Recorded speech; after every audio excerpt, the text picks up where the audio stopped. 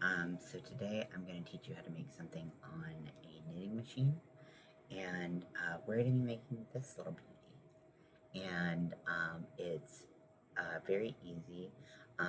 Things you do need to know: how to knit in the round on a knitting machine, if you're using a 22 or 24 pin, and how to knit a panel if you are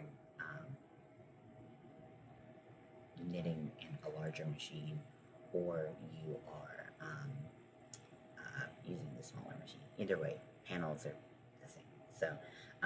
So yeah, I'm going to teach you how. Also, some simple crochet skills will help if you want to add here.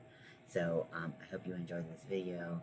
Hopefully, I'll make some more, and we'll see.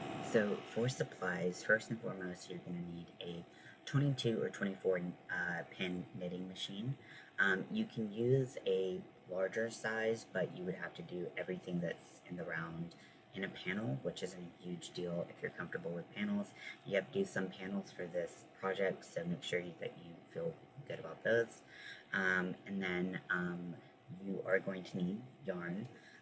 So first and foremost, you want to have a skin tone. For me, I used this color pecan or pecan, however you say it.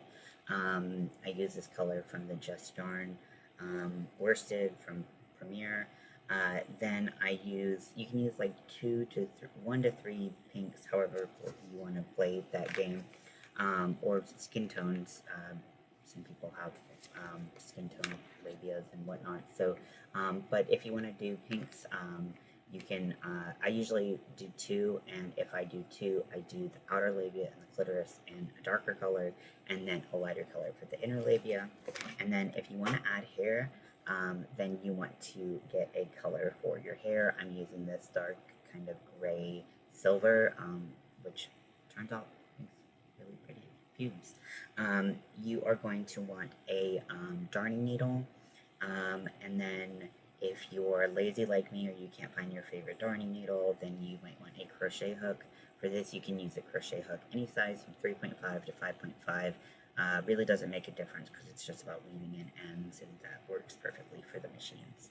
So yeah, so you'll need that. You'll need some scissors, and then you'll also just bring some creativity. Awesome. So I hope you enjoyed this tutorial. If you want to see more on the knitting machine, or if you want to see more crochet, let me know.